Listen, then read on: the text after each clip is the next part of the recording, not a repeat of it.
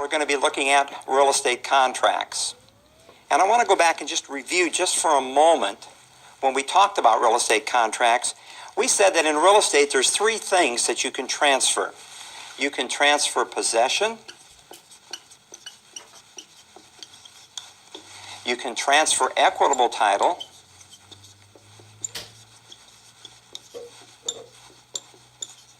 and you can transfer legal title. And if you remember, when we talked about contracts, we said that when the buyer and the seller sign an earnest money contract or a residential sales contract, they have transferred equitable title. And we call that equitable title was the right to sell the property.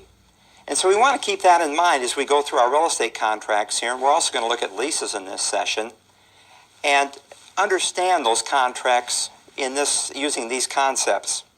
Now, when you have a buyer and seller sign a real estate contract, what you're really signing there is a blueprint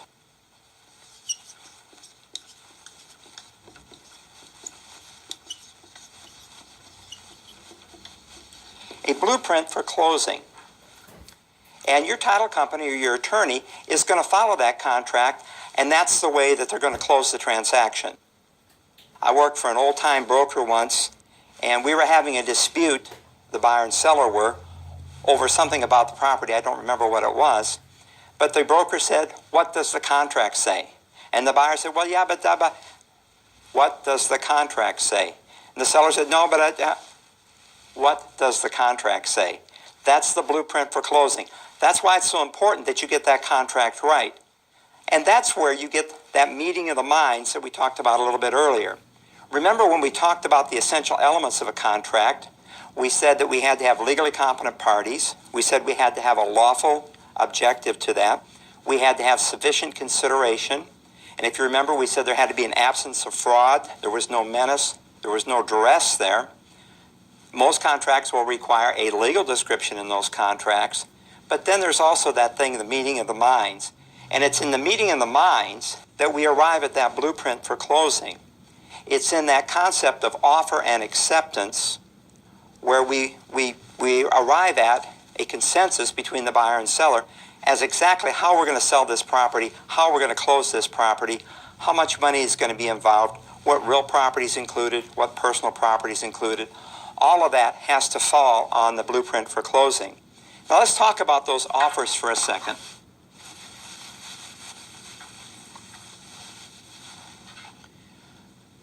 When the buyer makes an offer on the property, the seller has three options when he receives that offer. Option number one says that he can accept the offer. And he has to accept that offer what? 100% with no changes. If he's going to accept it, that's the way he has to accept it, with no changes in that offer at all. If he changes something, we have what? We have a counter offer. And then that counter offer goes back to the buyer. The buyer takes a look at it and says yay or nay. And then the buyer can decide whether he's going to accept it 100% or counter offer it. And of course the third option is always on the table, and that's the option to reject the contract. So those three offers are always there. Now, in talking about offers, a lot of times agents will have trouble with multiple offers. I had a sale just a couple weeks ago where I had three offers on the property. And all three offers came in within a matter of about 10 or 12 hours. Well, the question always arises, and especially in a test situation, is which offer do you answer? Which offer do you counter first? Do you have to counter any of the offers? What are you going to do with those multiple offers? Well, the law says this: there is no order in which you have to take the offers. It is not first come, first serve. The law says that ideally you're going to present all three offers to the seller at the same time. And then the seller has three options. He can accept one of them, he can counter one of them, or he can reject one of them or all three of them. Now, one of the options is not to counter all three, because if he countered all three, he'd sell it, potentially could sell it to three different buyers. That's not a good thing. You don't get 3 commissions on that deal. All you get's a lawsuit. So you want to just counter one of the 3, or maybe you want to reject all 3. The strategy I like to use is actually the 3rd strategy I just mentioned there, is to reject all 3 and invite them to resubmit new offers, telling the buyers that they are in competition with other buyers. That's the way that you can ensure the most money for the seller, as long as you have 3 legitimate competing buyers. If one of the buyers can't qualify, of course, he's not really a buyer for that property. So, talking about that counteroffer, it's a rejection of the buyer's offer with an offer kind of to resubmit or the seller coming back to him and saying, okay, I won't take those terms, but I will take these terms. So that's what we're talking about when we're talking about a counteroffer. Now, your contracts possibly would have this clause in it called time is of the essence, wherein each party can hold the other to strict performance of the time frames as specified in the contract. Most states' contracts, time is not of the essence. The way the contracts are interpreted is, yes, there's a time frame in those contracts, but it's kind of a gray area. You would have to enter into the contract, time is of essence, and then all the timelines would have to hit exactly. And you've got to be careful doing that. Some states call that practicing law, and it's a violation of the License Act. So be aware of what the practice and the rules and regs are in your particular location.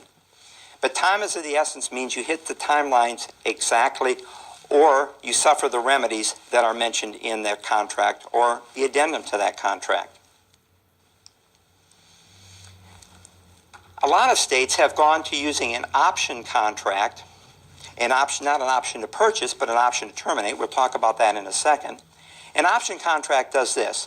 It allows a person to purchase or lease a property at an established price within an established period of time. One popular investor strategy is when they are buying or when they're trying to tie up bare land, is they will go out and they will talk to the person that owns that 100 acres on the edge of town, and they say, well, I will pay you $10,000 for an option to buy your property at such and such a price for the next 5 years. That's an option to purchase. The parties to that option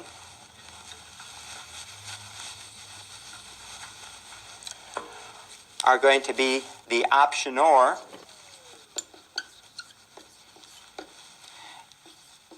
and the optionee. Now, the optionor is giving an option to the optionee. So in this case, the optionor would be the seller of the property, and the optionee would be the potential buyer of the property. That's an option to purchase. Now, we can also work with an option to terminate, which allows the buyer the unrestricted right to terminate the contract during the option period. With this particular option to terminate, usually the buyer has some time to take a look at the property and decide whether he really wants to purchase it or not, and he has paid the seller a certain dollar fee for the unrestricted right to terminate that contract for any reason within the option period.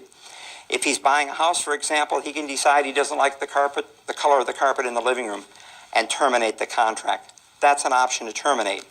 We still have the same parties to that contract, the optioner and the optionee. Now, I want to take a minute here, kind of put in the parentheses for you. I think will help you on your state tests. We have OR words and what I call EE words. And in the English language, the OR words always give something to the EE words. For example, a variation of an OR word would be an employer. An employer gives a job to an employee. But let's look at this. Let's look specifically at the real estate OR and EE words. One we've looked at already was what? The grantor. And he is going to give a deed to the grantee. So the grantee becomes the recipient. The optionor we just talked about is going to give an option to the optionee. We're going to talk about a contract for deed in a minute. And the parties to a contract for deed, the seller is the vendor, and he is passing legal title to the property to the vendee, who is the buyer under a contract for deed or a land contract, you might hear it referenced as. We have the devisor, who is giving what? You should remember this one, real property, to the devisee. And if you remember, we said that somebody that dies and leaves real property to another person is called the devisor, and in his will, he will leave real property to the devisee. We have the lessor, and we're going to be talking about leases here in just a couple minutes. You get leases what? Real property again to the lessee.